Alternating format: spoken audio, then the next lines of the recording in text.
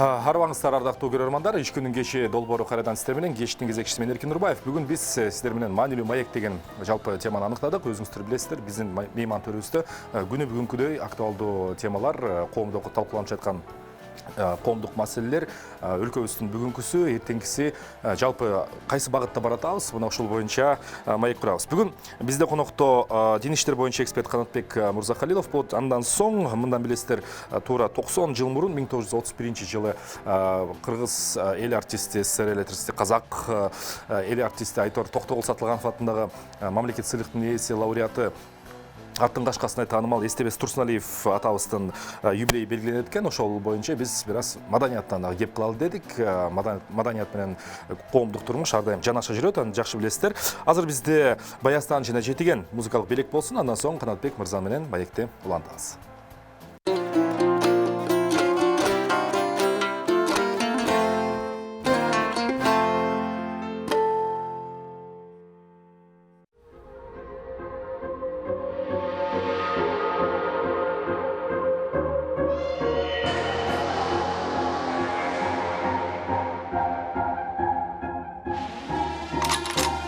Доктор, шашпа, коркпа, качпа, сөз алашпа, 47-нчи калашта.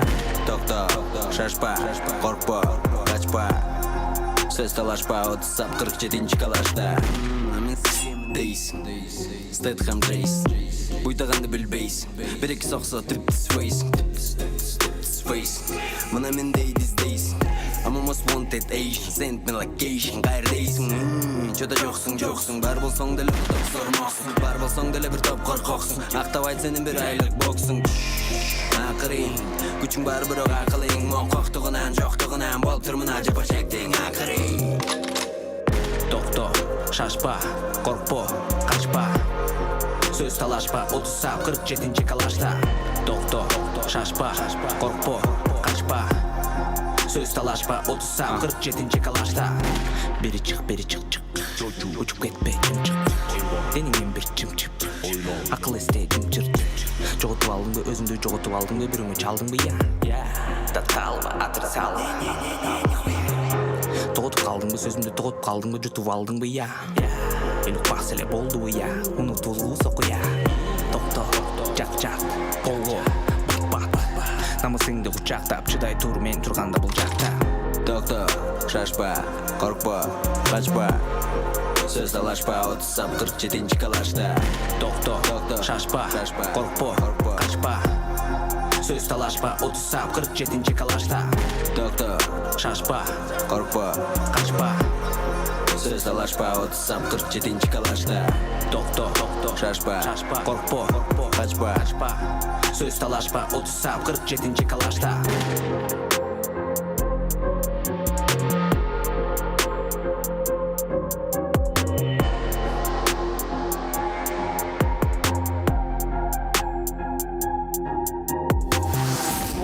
Вы можете убрать. Нет, будем танцевать вот так тоже. Мундай тема. Не отвлекайтесь, пацаны, вы танцевать не умеете, брат. Вы афганцы, брат. Просто стоите.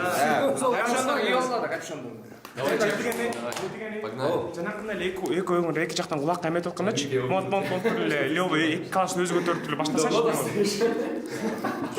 Негизичи. Нет, можно, смотри, вот. Кечтин кезекчиси Эркин Нурбаев. Кайрадан студиябызга кайтып келели, ардактуу көрөрмандар. Кыргыз Республикасы суверендүү жана демократиялык жол менен бараткан мамлекет деп өзүбүздү тааныйбыз жана дүйнө жүзүндө тааныштырабыз. Аны менен катар биздин маданий түшүнүктөрүбүз дагы бар. Анын катарында ошол дин маселеси бүгүнкү күндө ошол өтө коом арасында чоң талкууга ээ болуп, акыркы шайлоо жыйынтыктары деги эле коомчулукта болгон ушул маселеге запрос, суроо талап жана бул боюнча биз Канатбек Мырзахалилов агайыбызды чакырганбыз, дин иштери боюнча эксперт. Саламатсызбы, Канатбек Мырза, кош келипсиз. Эми бизге биринчиден мындай жалпы көрөрмандарга бизге светтик мамлекет деген түшүнүктү ачыктап берсеңиз туура болот. Менин баамымда бул түшүнүк бүгүн ар кандай электен, бүгүн чындыгында электен өтүп атат. Светтик мамлекет деген түшүнүк өз ичине эмнени камтыйт жана биз ушул жол менен ушул жолду тандап ушул жол менен баратканыбыз бүгүн кайсы бир деңгээлде суроого такалып атабы да, ошол боюнча пикириңизди билип кетсек. Негизинен светтик мамлекет дегендин классикалык түшүнүгү өтө кылымдарды камтып келет. Кыргыз тилинде бул дүйнөбүй мамлекет деп, айдыңдык мамлекет деген түшүнүктөрдүн негизинде келатат. Бүгүнкү күндө бул деген сөз дин мамлекеттин ички ишине аралашпайт, мамлекет болсо диндин ички иштерине аралашпайт. Эгерде булар кызматташа турган болсо дин менен мамлекет, булар паритеттик, партнердук жолдо гана кызматташат дегенди билдирет. Бул бири-бирине тоскоолдук болбой, ар ким өз жолу менен кетти деген түшүнүк болот. Бунун башында мына англиялык улуу окумуштуу Джон Локтун ошо светтик терминди колдонгону, андан кийин Америка Кошмо Штаттарынан башталган биринчи конституциясында көрсөтүлгөн. Ушул дин менен мамлекет бири-биринин ишине кийгизилишпейт. Дин мамлекеттен тышкары, мамлекет динден тышкары дегенди гана билдирет. Ага, кайсы бир берген 20-жыл берген интервьюңузда сиз айткансыз, каалайсыңбы, каалабайсыңбы, диний фактор кайсы бир саясий процесстерге өзүнүн таасирин берип жатат. Жана биз мындан менден ушу суроо жаралып жатат. Биз ушул кийлигишүүнү же ушул экөө барат эле бири-бирине улам жакындашып кетип атпайбы? Улам жакындашып кетип. Мисалы, бүгүнкү шайлоо жыйынтыктары азырынча чыга элек, бирок бейрасмий жыйынтыктар боюнча ошо Иман Нуруу партиясы өтүп кетип атат да. Анан Иман Нуруу партиясынын лидери убагында Иман фондун жетектеп, анан саясий партия негиздеген. Сиз ушул көрүнүштү айттыңыз беле? Же балким бул мындай, мында демократиялык ислам деп баласак болобу муну? Сиздин пикириңиз? Билесиз беркин, өлкөбүз эгемендүүлүктү алгандан бери диний ресурс ушул шайлоолорду, ал кандай шайлоо болбосун, бул жергиликтүү шайлоо болсун, парламенттик шайлоо болсун, президенттик шайлоо болсун, бул кандайдыр бир деңгээлде аралашып келатканы бул факт. Буга чейин бул диний риториканы колдонгон, ошол эле тыюу салынган Хизбут Тахрир партиясы дагы кээ бир талапкерлерди колдоп келгени дагы белгилүү, бул 2000-жылдары. Андан кийин мына буга чейинки мына өткөн 2015, 2017, 2020 жылдагы шайлоолордо дагы мына өзү таанылган, таанымал диний адамдар дагы кандайдыр бир деңгээлде шайлоо процесстерине да катышты. Өткөн шайлоолордо дагы ошол диний негизде, диний риториканы колдонуп, диний урандарды колдонуп дагы чыккан талапкерлер дагы болду. Эми ушул Иман Нурунун багытына келсек, эми бул партия болот да. Партияга келсек, биздин конституцияда жазылган диний негиздеги партиялар бул Кыргыз Республикасынын аймагында тыюу салынат деп, бирок Нуржигит Кадырбеков бул өзү дүйнөбүй көз карашты карманган эле жигит, аны биз жакшы тааныйбыз. Бирок анын мына иман жолунда духовность деп коет, ошол жолдо жүргөн эле жигит, эми намазын окуп ошондой эле кылат. Эми кандайдыр бир деңгээлде динге жакындыгынан ошол иман адеп ахлакты өнүктүрүү фондуну жетектегенине дагы байланыштуу муну баягы диний партияга байланыштырып жүрүшөт, бирок ушул үгүт иштеринде дагы биз көрдүк. Анда эч кандай бир баягы диний риториканы колдонуп, диний чакырыктарды же болбосо кандайдыр бир диндин ресурсун пайдалангандын дагы байкай албадык. Анан дагы бир нерсе айта кете турган нерсе, муну биз жашырбай эле айтсак болот. Көптөгөн диний алымдар өздөрүнүн мына жума хутбаларында, мечиттердеги жолугушууларында, бейрасмий жолугушууларында канчалаган 10 деген адамдар чогултулдук да.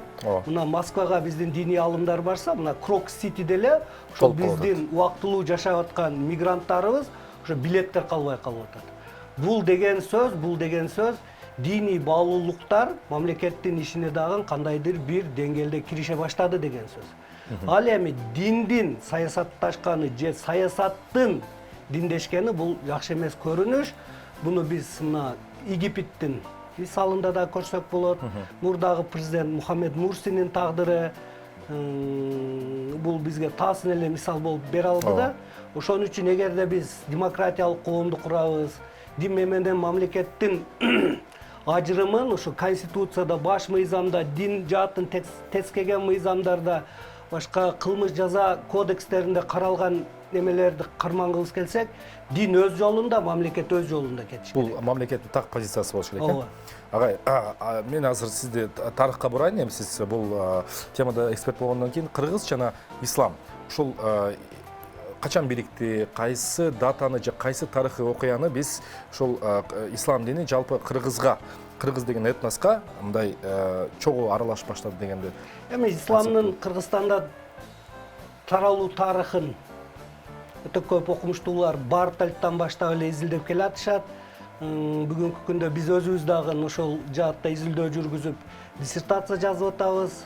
Бул өтө тарыхы терең. Мына Талас окуясы 627-жылдан баштап Таластагы баягы кагылышуу болгондон баштап эле Кыргызстанга ислам дини келген деген дагы ар түрдүү жоромолдор бар.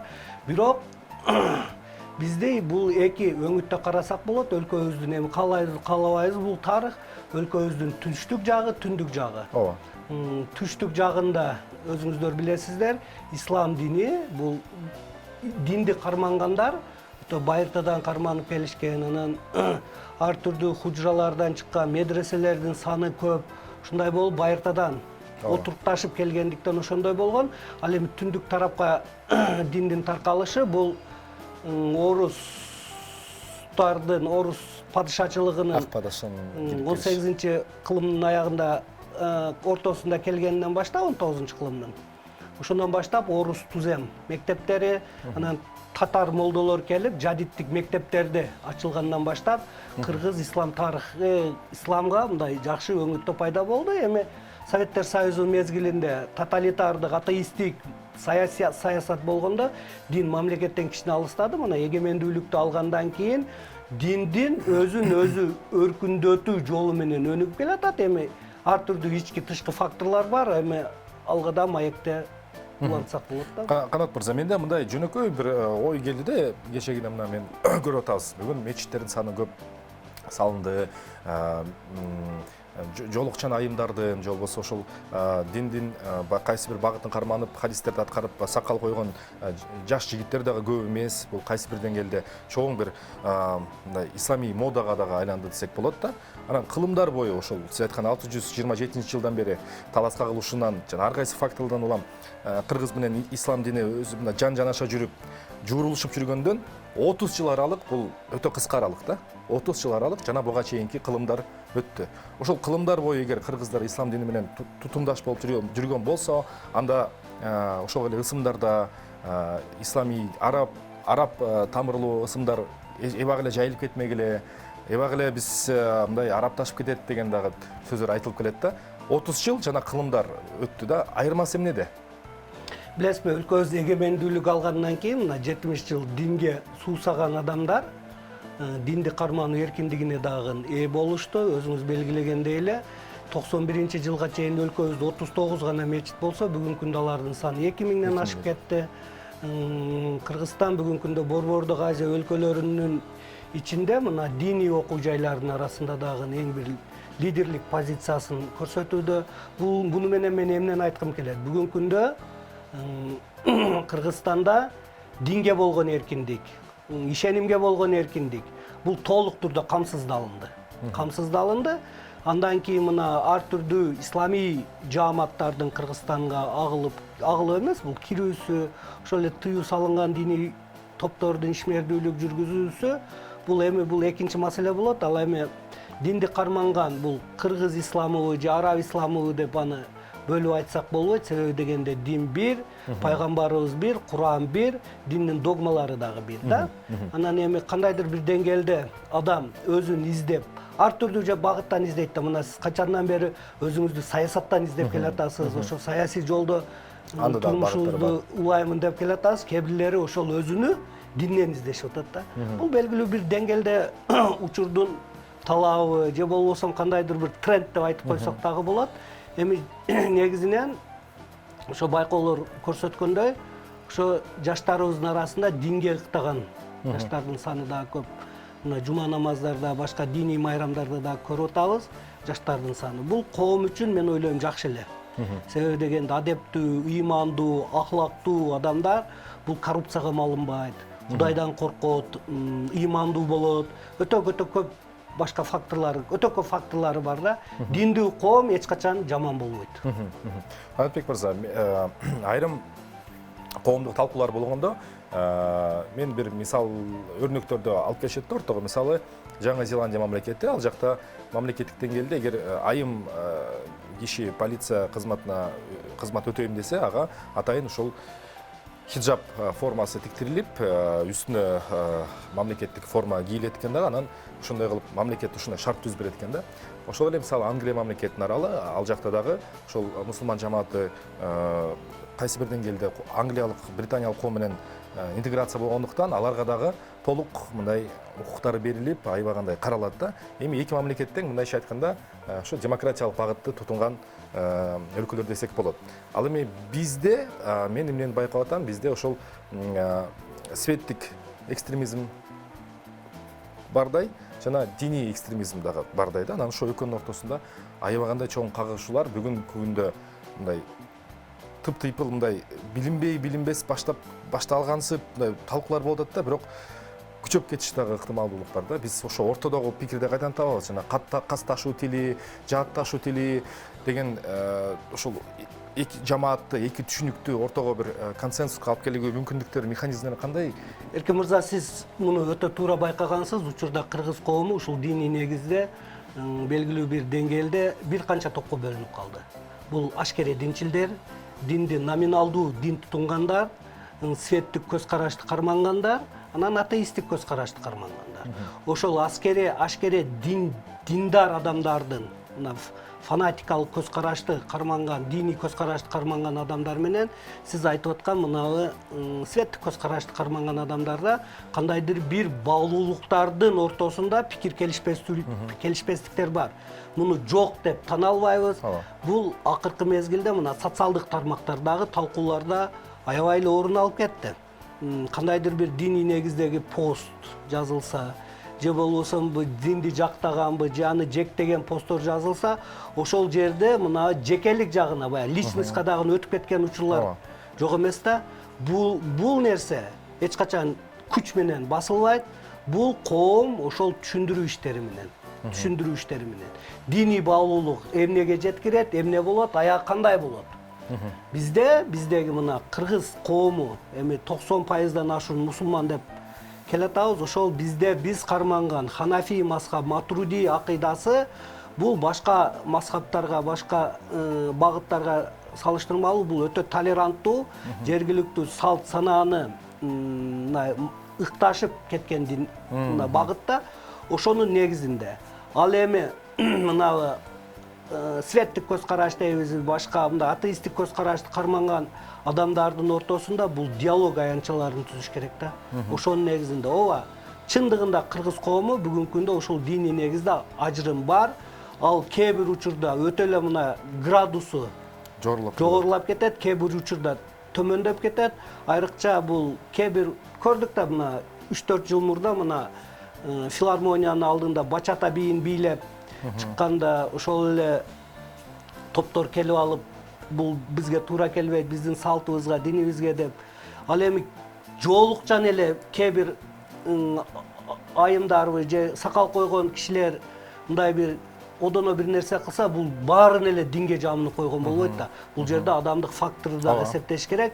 Коомдогу аң сезим өнүкмөйүнчө мындай кагылышуулар боло берет. Ал эми сиз мисал кылган өлкөлөрдө албетте бул дин эркиндиги бар, адамдын фундаменталдык эркиндиктери бар да. Бул сөз эркиндиги, дин эркиндиги, адам укугу деген ошол качан гана биздеги адам укугу, дин эркиндиги сакталган мезгилде бул нерселер өзүнөн өзү жоюла баштайт да.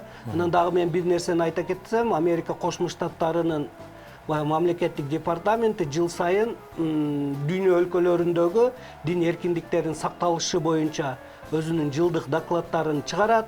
Изилдөөлөр бар, изилдөө чыгарат, доклад изилдеп чыгарат.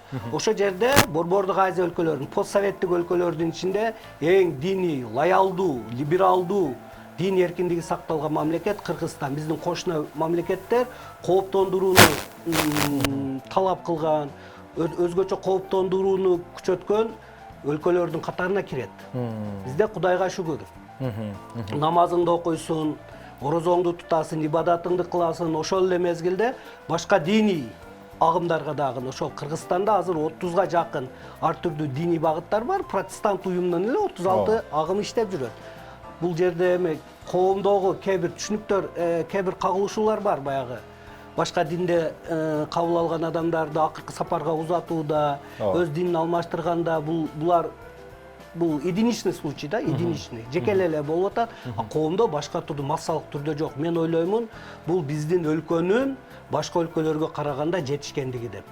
Бул кээ бир учурда балким диний саясат, кээ бир учурда оош, кыйыштуу болду, күнгөй тескейи болду. Бул коомдук процесске дагы байланыштуу да, бирок негизинен биздин карманып келаткан саясат туура деп эсептейм. Алпек агай, мына коомдук аң сезим деп калдыңыз. Мен азыр Бостериде болгон бир окуяны эсиңизге салып кетейин. Ал жакта ошол христиан мүрзөлөрү бузулуп, вандализм актысы баягы көрүп калдык биз. Менин жеке мына жаран катар аябай жүрөгүмдү оюп кетти да бул көрүнүшчү. Аран эми коомдук аң сезим деп калдык да. Бул аң сезим канчалык деңгээлде экономикалык жагдайларын ачып бере аласызбы? Балким биз мындай элдин капчыгы бир аз калыңдаса, жанакындай барган сайын калкыбыз элибиз кедей бөлүгү да көбөйүп баратат, сандар көрсөтүп атат бул нерсени. Экономика жана дин ошол эки түшүнүктүн ортосунда дүйнөлүк изилдөөлөрдүн негизинде, өзүңүздүн мындай түшүнүктөрүңүздүн негизинде экөөнүн ортосунда байланыш барбы? Сиз билесизби, баягы Бостеридеги окуяны бул динге эч качан байланыштырбаш керек. Бул атайлап эле ошол вандализмди, мүрзөнү атайлап талкалап кетти деген эмес. Талкалап ушул дини кандайдыр бир чырт чатакты козутуу, кандайдыр бир диний жектөөнү пайда кылуу эмес. Бул боюнча учурунда коопсуздук органдары, ички иштер министрлиги иштеп, күнөөлүүлөрдү таап чыгышкан. Бул эми сиз айткан элементардуу эле баягы ээн башта хулиганчылык эле болуп калганда. Ал эми дин менен экономиканын байланыштары боюнча өтө түрдүү изилдөөлөр бар. Ислам экономикасы, дүйнөлүк диндердин тарыхында дагы бул экономикалык баягы байланыштар изилденип эле келатат. Ал эми диндин экономикага тийгизген таасири боюнча да мына организация исламская конференция деп айтылат. Ошол жердеги кээ бир исламий диний проекттердин, диний долбоорлордун ишке ашуусу жана башка өтө көп нерселер бар. Эми буну экономиканы динге байлаган туура келбейт. Себеби дегенде бул адамдын дин деген бул адамдын ичинен чыккан, жаратканга болгон кандайдыр бир ишеними. Ал эми экономика бул өлкөнүн базиси. Бул өлкөнүн кандайдыр бир түптөөчү нерсе да. Бул эки нерсе мындай байланышы мүмкүн эмес деп ойлойм. Хорошо, Канатбек агай, азыр биз жарнамалык үзүндүү болсун. Бизде Канатбек Мырзахалилов, дин иштери боюнча эксперт, абдан мындай суроо талапка ээ болгон маселени талкуулап жатабыз. Биз менен биргеликте болуңуздар. Кечтин кезекчиси Эркин Нурбаев. Дин иштери боюнча эксперт Канатбек Мырзахалилов агай менен бүгүн биз Кыргызстандагы исламдын жанакы акыбалы, дин жана мамлекет ортосуна байланыштан эл аралык маселелерге өтөлү. Афганистан маселеси баарыбызды ойлонтуп турат. Дагы деле мына тынч эмес кабарлар келүүдө. Ал жакта мына акыркы кабарлардан кайсы бир этностун өкүлдөрүн сүрүп чыгып деп угуп атабыз да. Мен азыр так айта албай атам, эсимде жок болуп атат. Бирок Афганистан тынч эмес бүгүн. Кыргызстанга жакын, Кыргызстандан чек-аралаш Баткенде кече күнү кайра бир эки атышуу болду дейт тилекке каршы. Ушул комплекстүү маселеде Кыргызстан жана Афганистан, Афганистандын диний багыты бул кантип бааласак болот? Биринчиден ошону ачыктап алсак өзүбүз үчүн. Бул талиптер деген кимдер? Алар максаты эмнеде? Мына Афганистан халкынын саны боюнча дүйнөдө 37-чи орунда турат. Ал эми территориясы боюнча дүйнөдө бул 40-чы орунда турат. Ушундай күчтүү мамлекетте кылымдар бою согуш токтобой келгендиги бул кандайдыр бир деңгээлде бул өкүнүчтүү дагы талап кылат. Эми бейрасмий, беформал түрдө көпчүлүгү Афганистанды кладбище империи деп, мүрзөлөрдүн империялардын мүрзөсү деп аташат да. Бул Александр Македонскийдин убагынан баштап эле мына жаңы 19-20 кылымдын тарыхына келсек, өтө чоң империялар ушул аймакта согушуп келген. Акыркы 40 жылдын ичинде эле Афганистанда эки муун пайда болду. Булар курал менен күрөшүп ошо куралдын негизинде курал көтөргөн Жашоо ошо образы. автомат жашоосун автоматсыз элестете алган топ пайда болду. Талибан кыймылынын өзүнө келсек, бул 90-жылдардын башында мына СССРдин Афганистанга басып кирүүсү алардан чыкканынын негизинде түндүк Пакистанда пайда болгон, өтө эле мына радикалдуу суний багытын кармаган топтордо Молдо Омар деп. Бул Талибан сөзү бул которгондо окуучу дегенди.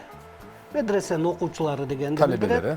Эми бүгүнкү күндө Талибан Афганистанга факты бийликке келди.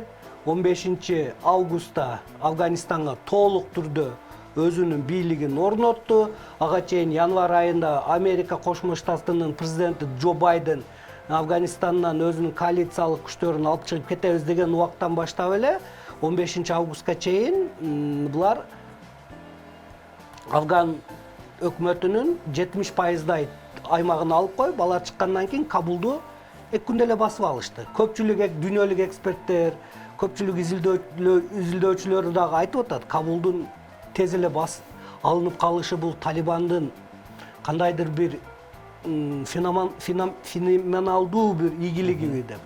Көпчүлүк айтты, бул ошол Талибандын Кабулдун өзүндө уктап жаткан ячейкалары бар, куралсыз бир ок чыгарбай алып койду да. Бул маселенин бир тарабы, экинчи тарабы бул ошол Афганистандын мурда президенти Ашраф Ганинин коррупцияга өтө малынып кетиши, анан кийин Афганистандагы бул социалдык теңсиздиктин орун алышы, ошол 40 миллионго жакын адамдын жакынчылыкка түшүп калуусу, ошол бийликти өз бийлигин тез эле алдырып берүүсүнө түрткү болду да. Анан кийин мына 1996-жылдан 2001 жылга чейин Талибан өзүнүн бийлигин Афганистанда орнотту да. Биринчи жолу бийледи, Афганистан Ислам Эмираты деген мамлекетти курду.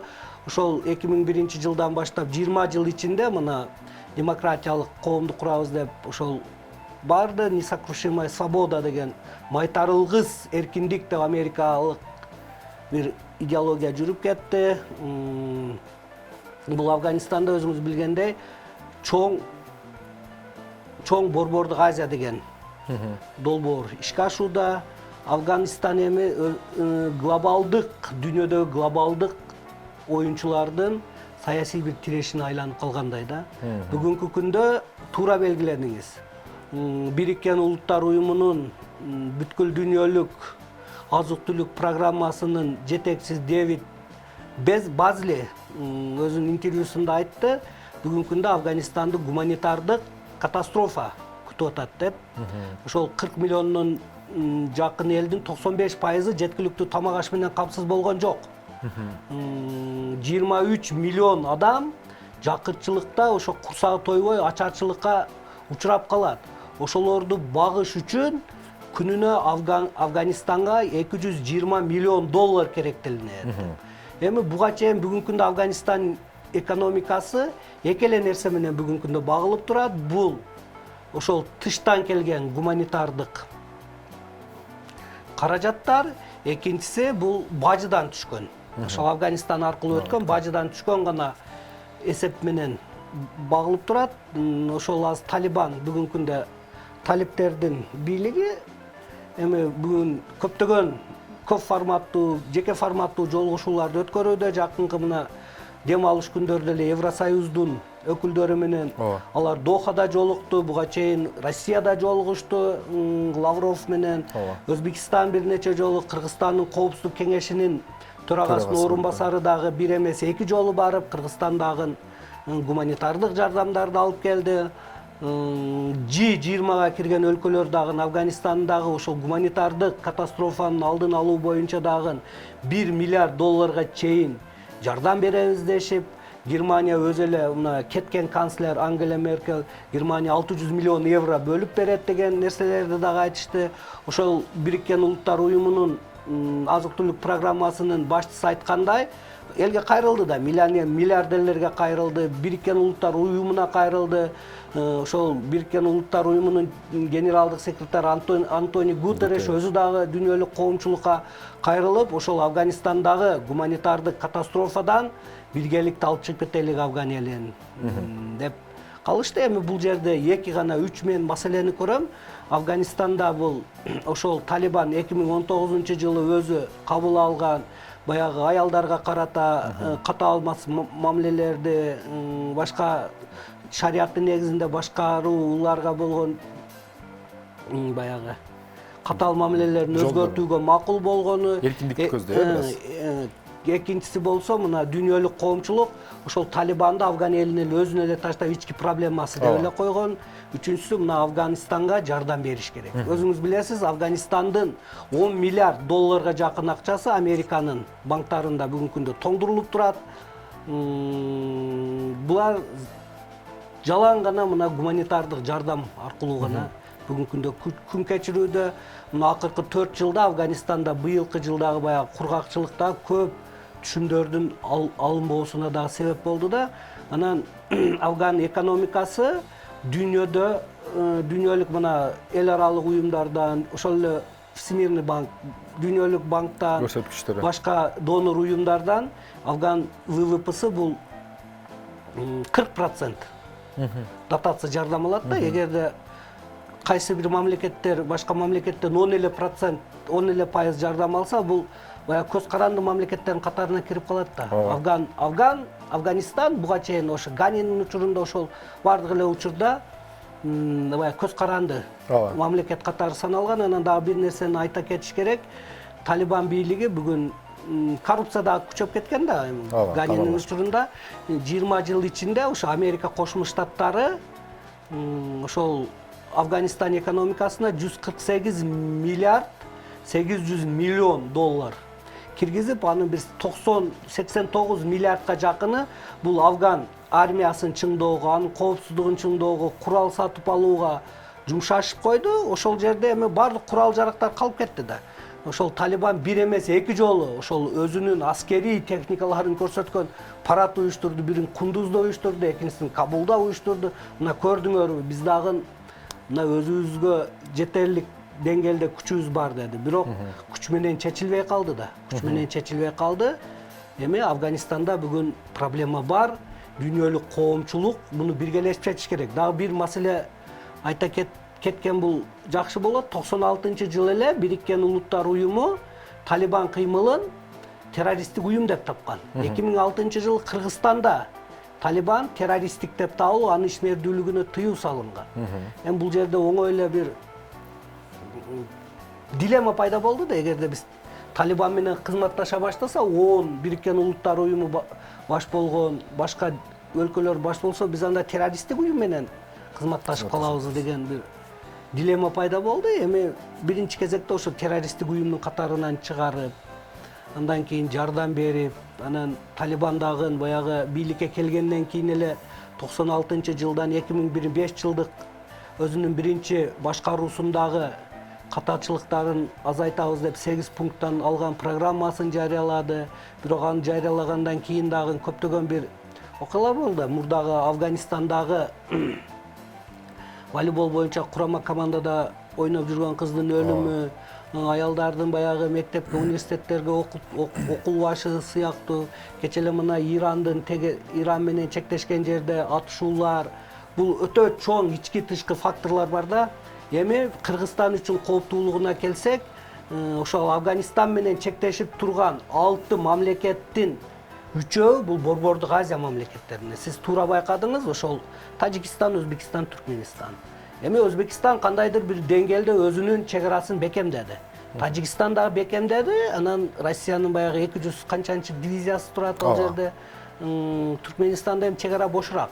Мен ойлоймун бүгүнкү күндө кече баягы Талибан менен жолугушканда да баягы МИД Россиянын тышкы иштер министри ошол биздин партнерлор, биздин өнөктөштөр Борбордук Азия мамлекеттерине баягыдай кол салууну токтоткула дегендей нерселерди айтты. Мен ойлоймун, булар азыр Талибан биринчи кезекте өз элинин баягы ички көйгөйүн чечүүгө аракет. Бул гуманитардуу катастрофа.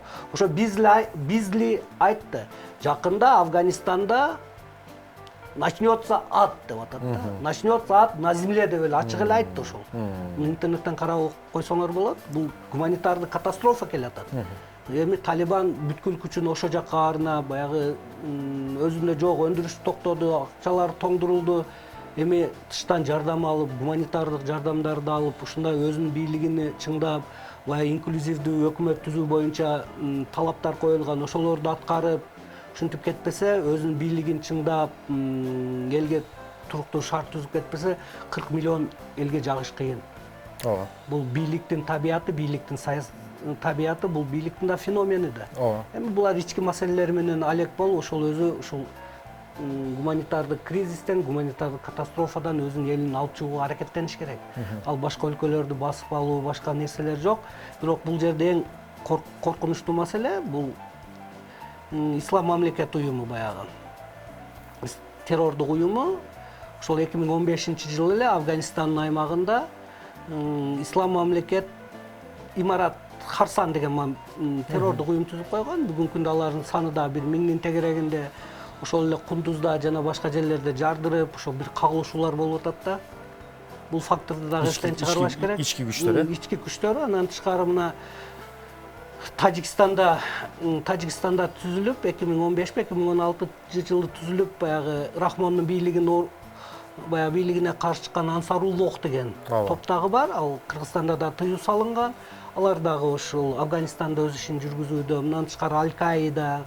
Булардын максаттары эмне? Максаттары бир эле, ошол шариятка негизделген теократиялык мамлекетти курабыз дейт.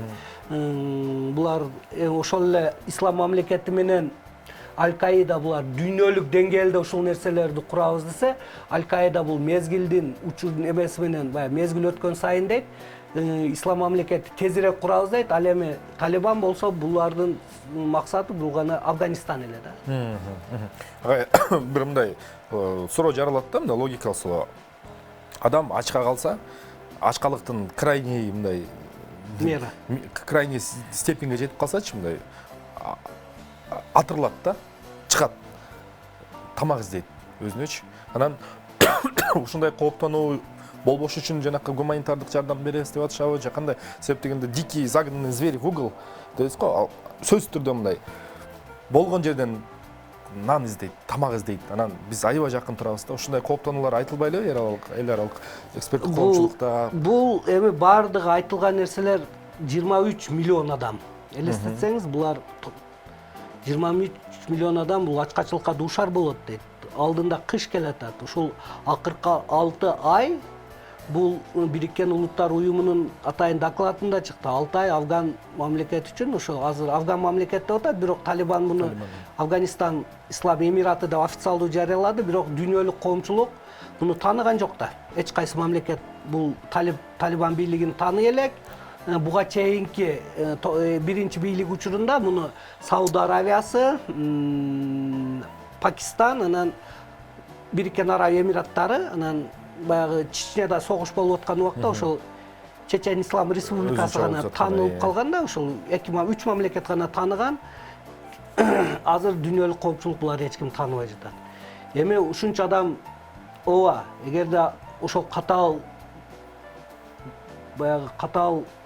шарттарды киргизип, өзүнүн баягы башкаруусун катаалдантуу менен жүргүзө баштаса, баягы качкындардын сыртка чыгуусу дагы күтүлүүдө да. Бул ошол сиз айткан эл аралык абройлуу эл аралык уюмдардын докладдарында жүрөт.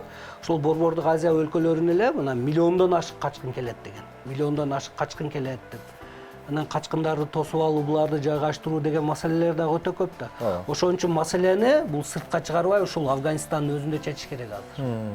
Өзүндө чечиш керек. Бир эмес, бир нече коркунучтар пайда болду да. Бул ошо качкындар, гуманитардык катастрофа, ошол Талибандын катаал баягы правлениясы, башкаруусу, бул үч түрдүү негизде да. Эми мен ойлойм, дүйнө коомчулугу буга мындай тыкыр көз салып карап байкап турат, бирок акыркы чечимди кабыл алына элек да. Чечим бул гуманитардык гана жардамдар. Гуманитардык жардамдар акырында барат. Бул жардамдар дагы Бириккен Улуттар Уюмунун эгидасы астында. Мен ойлойм ошонун астында болуш керек дагы. Буунун ролу бул жерде баягы чечүүчү болуш керек, определяющий болуш керек да. Анан кийин Кыргызстанга келсе, Кыргызстан эми көп форматтуу уюмдарга мүчөбүз. Ошол эле Шанхай кызматташтык уюму, Жамааттык коопсуздук кызматташтык уюму, ошолордун алкагында чечиш керекпиз биз. Биз өзүбүз арабанын астына түшүп Кече албайбыз. Кетишибиз керек эмес. Эми азыр биздеги саясат Талатбек Масадыков бул Афганистан боюнча өтө күчтүү специалист. Ал кишинин дагы өзүнүн көз караштары мен туура деп бааладым. Бир конференцияда сүйлөгөн сөздөрү дагы орундуу.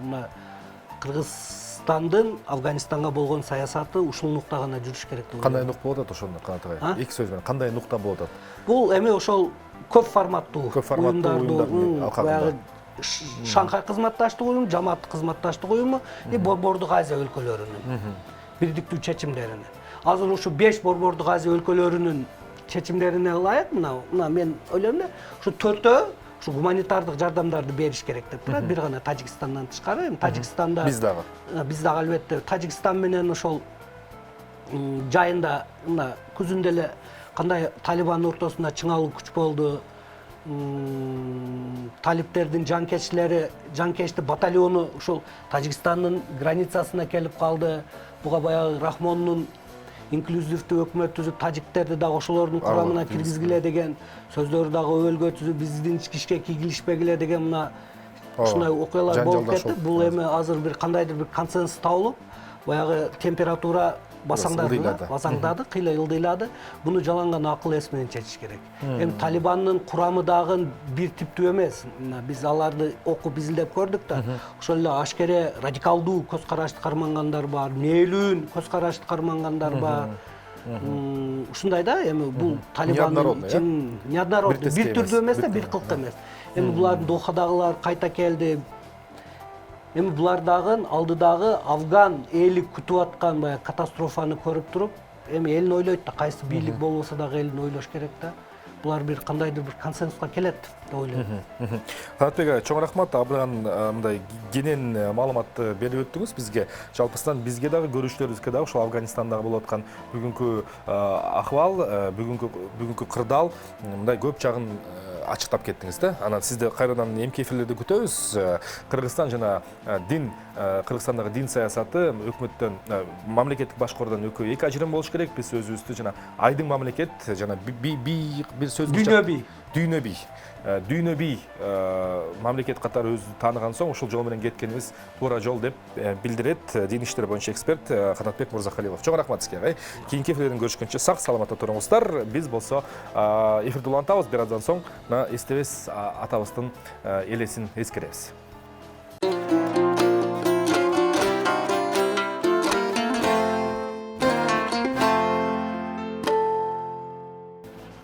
Кайрадан эфирибизге кайтып келелик, ардактуу көрөрмандар. Эстебес атабыздын элесин эскерип, бүгүн биз эфирде эң сонун меймандарым келип отурат. Мен дагы ошо өзүм түбүтеги маданият тармагынан болгон үчүн өзүнчө кубанып, өзүнчө бир шыктанып отурам. Бизде конокто Эстебес Турсуналиев атабыздын өмүрлүк жубайы Райкүл апабыз Теркенбаева, саламатсызбы? Ырчы, дастанчы, комузчу Кыргыз Республикасынын эл артисткасы Роза Аманова жана манасчы Кыргыз Республикасынын эмгек сиңген артисти Самат Көчөрбаев агаларым отурат, эжелерим отуруп, куш келипсиздер. Саламатсыздарбы? Саламатчылык. Биринчи нерседи көрүп абдан кубандым. Бизде улам эле мен башка жакка кетип калган элем, улам эле толкуп атабыз, иши кылып эле бирдемке болуп атабыз. Бүгүн болсо бир аз чыгармачылык баарлашуу, ошол тараптан чегине болсун дедим биз үчүн. Райкүл апа, биринчиден өзүңүздүн ден соолуктарыңыз, алакыбалыңыз күчтүүсүз жүрөсүзбү? Жакшы, Кудайга шүгүр, жакшы, рахмат эле. Мен жанакы кайсы багытта жүргөнүмдү мен көп жарыялап, жарнамалап айтпай эле коеюн, бирок бүгүн кыргыз коомчулугу, кыргыз эли, ушу бизди көп жаткан көрөрмандар аябагандай биз коом катары чоң бир мындай акыбалга кептелип калдык да. Биз бүгүн кыргыз кимбиз, эмне болуп атабыз, кайда баратабыз деген суроо ар кайсы деңгээлде, ар кайсы тармактардан мындай ар кайсы муундардын, түшүнүктөрдүн, баалуулуктардын кагылышуусу болуп атат. мен ойлойм бул эми табигый процесс, биз мындан дагы өтүшүбүз керек, бул өсүүнүн белгиси. Айтайын дегеним, эстебес атабыз Кыргыз Республикасынын биринчи жогорку кеңешинин чакырылышында депутат болгон мемлекеттен. Анан сиз ошол өмүрлүк жубай болгондон кийин ошол чыгармачылык жаатта Токтогул атабыздын, Алымкул аталарыбыздын шакирти болуп жүргөн, мына эл даңазалап, казак эли, СССР эли наам берип аткан атабыз мына саясий бир мындай кызматка келгенде кандай өзгөрүүлөрдү байкадыңыз? Ал киши кыргыз саясатына кандай баа берген жана өзүн кандай саясатчы катары тааныштырган, анын кыялындагы Кыргызстан кандай болгон? Ошо боюнча айтып бериңизчи. Эми ал мындай депутат дегенде кандай деп айтсам, кыргыз үчүн аябай күйгөн да, чындыгындачы. Мен бир эле маселесин билем. Бир сессияга барып, үйгө келип аябай кайгырды да, эмне болуп кетти десем, тиги эме жанакы апийим илгери биздин жаш кезибизде апийим айдачы да. Гөл жакта өзгөчө. Тяншанда. Анан кийин көп эле киши көп камалып кетти. Камалып кетти, өмүр өткүчөктү камалды. Ошондой маселе чечишиптир да. Апийим айдашыбыз керек. Биз кыргыздар өзүбүз үчүн, байыш үчүн апийим айдасак эле өсөбүз деп. Анан ошого аябай переживать этти да, ушунчалык переживать этти. Анан мен дагы айттым, ой, айланайын эстеке деги, колуңан келсе деп ошону токтоткула деги, кереги жок деги. Ысык көлдө менсиген 10-15, 12 мат-героинялар ошол апийимдин аркасынан өмүрү өткөн да деп. Мына ошого ошондой эме катуу киришти да. Менин түшүнүгүм боюнча ошондо аябай. Анан мындай саясий дегенде деле ал убакта эми саясий мындай азыркыдай күчтүү эмес болчу да. Билбейм, менга союз убагы жагат да. Анткени элдин өкүлү болуп эле даңазалуу киши да. Ал көбүнесе эле ошо маданият жагын гана колдоп, анан өзгөчө ошого аябай катуу кайгырган да. Анан мындай мен айтар элем, өтө саясатчы деле болгон жок менимче таза. Мен айтайын дегеним, Роза эже, мына чыгармачылыкта ушундай бир даражадагы адам, мындай саясатта кандай айтсам, ал жак таптакыр башка материя да. Ал жак таптакыр башка. Мен болгон ошо сиздин көз алдыңызда кандай элестери калды деп ойлоп атканым да. Роза эже, биринчиден кандайсыз? Жакшысызбы? Арбаңыздар, жалпы эл журтка мына ушу бүгүн улуу устатыбыз эстебес атабызды эскерүү үчүн мына саналуу күндөр турат. Буюрса 90 жылдык мааракесинин алдында турабыз. Ошо сиздердин эфир аркылуу жалпы эл журтка салам айтуу менен бирге сиздин сурооңузга жооп бергим келет да. Биринчиден бүгүнкү заман такыр башка чындыгында, ааламдашуу доору. Экинчиден коомдук формация бөлөк да. Ал убакта социализмдин доору болчу, коммунизмге карай жол тарткан доор кылымда жашадык да. Ал убактагы сиз айтып атпайсызбы, ошо өнөр адамы кантип саясатка барганда, кандай маселени караганда жөнүндө сөз болуп атпайбы? Мен өзүмдүн жеке өз карашымда мындай да, ал убактагы депутат деген болуу үчүн элдин урматтаган, сыйлаган, же болбосо бир канча жолку социалисттик эмгектин баатырлары болгондор, же болбосо кыргыз эл жазуучусу болгондор гана депутат боло алчу да. Өзүнүн багытында кадыр бар. Кадыр бар, анан орун баягы айтканда кыргызда да бир сөз бар да, өз айылыңда аксакал болуу кыйын дегенчи. Ошо сыңары ошол өнөрдүн өзүнчө ар бир өнөр өзүнчө өрөөн да. Ошол өрөөндө өзүнүн ордун таап, кадыр баркка ээ болгон адамдар, ошол эле Алымкул Эсенбаев канча жолу депутат болгон киши Кыргыз СССРинин деп. Ошол себептен ал убактагы депутаттардын орду, ал убактагы саясий көз караш, талап такыр башка болгон. Азыркы эгемендүүлүк Кыргызстандын тарыхы бизи такыр башка нукка бурду да. Эми ал өзүнчө кенен сөз. Бирок мына мен өзүм эле жеке оюмду айткым келет. Өнөр адамдарынын ал жака барышы, мисалы мен ушул Мирлан, биздин Мирландын өткөнүнө өтө кубанып атпайлы? Ошол сыяктуу да барганынын өзү биздин маданият чөйрөсүндөгү маселелерди тереңден билген адам катары. Же болбосо кече Сакең отурганда биз баарыбыз кубанып атпадык, ошондой кеп да. Ошонун барган өзү бизге жакшы болот беле деген кубанычты да айта кетишибиз керек.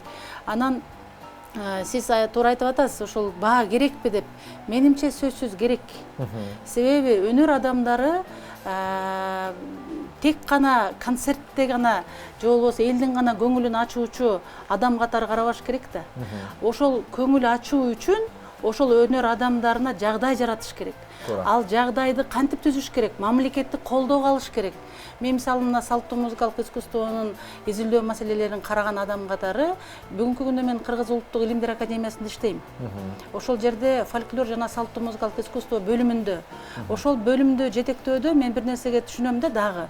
Бул мамлекеттик саясатты алып жүрө турган болуш керек. Мен агайымды, Эстебес агайды деги эле ошол 20-чы кечеүнкү биз басып өткөн кылымды десем болот, социализмдин идеологиясын чапкандар, камчысын чапкандар так өнөр адамдары болгон. Театрга барыңыз, сонун ошол социалисттик темага байланыштуу атайын спектакльдер жүрчү. Опера жана балет театрына барыңыз, ал жерде дагы мисалы идеологиянын камчысы болгон да, өзөгүн кармаган. Мына жөнөкөй эле мисал, эл аспаптар оркестрин алалы. Мисалы Ленинге арналган, КПСС-ке арналган, социализмге арналган чыгармаларды элди кантип эмгекке тарбиялоо, тартуу, кантип эмгекти сүйүү, башкача айтканда ушулардын баардыгын уюштуруп эмне деген гастролдор болот эле. Мына мисалы жөнөкөй эле сөз, мен тагдырга ыраазымын. Мен дагы ошо Эстебес агамды ээрчип көп жыл иштеген жокмун мен филармонияда, бирок акыркы жылдары ошол бир 4-5 жылга жакын иштедим да, ошол убакта суу самырды бойлой жумгалды баягы ар бир айылына киргендей чогуу жүрүп калдым да, ошондо көрдүм. Эстебес агайдын сөзү менен айтканда, баягы бир сакманчыларга барып концерт койгондо бир сакманчынын көңүлүн алыш үчүн капрон көйнөктү кийип алып, ошол көрдүңүзбү кандай эмгекчилерди, чабандарды, бактачыларды баардыгын колдоо. Мен азыр дайыма ойлойм да, укмуштуудай колдонгондо могу өнөр адамдарынчы Советтер Союзу. Азыр биз жанагы эмеге барган кыштында. Кенесары Койлор жатат. Бир кисеке кашар. Биякта 500 кой жатат. Бир жерде бир 5-6 чабан отурат, биякта 5-6 артист. Бул айткандай капрон көйнөп, одеяло каптап коюп, титиреп, ошондо сөзсүз түрдө кыргыздын кийими менен чыгышың керек да. Кандай кызмат кылышкан алар? Азыр мындай болуп атат да, мен эмне себептен муну айтайын дедим, жыйынтыктап коеюн, бул ойду айтайын деген. Бүгүнкү күндө мына Самат менен биз канча жылдан бери салттуу музыка деп келе жатабыз, Бүгүнкү күндө сиз байкайсаңыз, музыкалык искусство 3 чоң багыттан турат. Мына европалык жазма маданиятты сиз билген, биз билген, опера, балет, симфония жана башка. Булар өзүнчө бир жагдайда калды. Анын жагдайын айтпай эле коеюн, баарыбызга түшүнүктүү. Өтө кейиштүү. Экинчи жагдайды караңыз, экинчи чоң багыт бул биз өзү негизи биринчи коебуз салттуу музыкабыз, бирок мен музыкалык искусство боюнча айтып атам да. Экинчи бул салттуу музыкалык искусство. Салттуу музыкалык искусство өзүнчө фольклор жана ооз-эки салттагы профессионалдык музыкалык искусство катмарларынан турат. Мына ошонун өкүлдөрү турабыз. Айтуучулук багыт боюнча, мисалы мына манасчы, дастанчы, акындар айтуучулук багыт. Комузчу, чоорчу, кылгыякчы, алар аспапчылык багыттар. Мен мисалы аваздык аспапчылык багыт деп жанагы элдик жана автордук чыгармаларды аткарган ырчы чоорчулар, ырчы автордук чыгармалар Атай, Муса, Абдырашид Бердибаев жана башка да мисалы. Эми карап көрүңүз, манасчы кантип тойго барып, мен силердин тоюңарга ырдап берейин дедим эле деп барат. Демек бул жагдайыбыздагы биздики кейиштүү акыбалда десек болот да. Макамы бөлөк да. Такыр анын талабы дагы, анын элдин алдында алган орду дагы, анын баягы ошол өнөрдүн кандай айтсам, площадкасы бөлөк да, аянты бөлөк да. Себеби жана камералык искусство деп атпайлыбы бекеринен. Эми 3-чү багытты караңыз, заманбап музыкалык искусство деп аты эле айтып турат. Бул мына жана көңүл ача турган, азыр биздин тил менен айтканда эстрадалык музыкалык искусствонун өкүлдөрү, ал чын эле көңүл ача турган искусство да. Биз өзүңүз деле карасаңыз, комуз менен ырдаган ырчыга караганда жеңил желпи ырчыларды көбүрөөк чакырабыз да тойго. Демек, бул жерде дагы бир нерсе да, ошол 3 багыттагы музыкалык искусствонун алып жүргөн өнөр ээлеринин баардыгы таланттуу.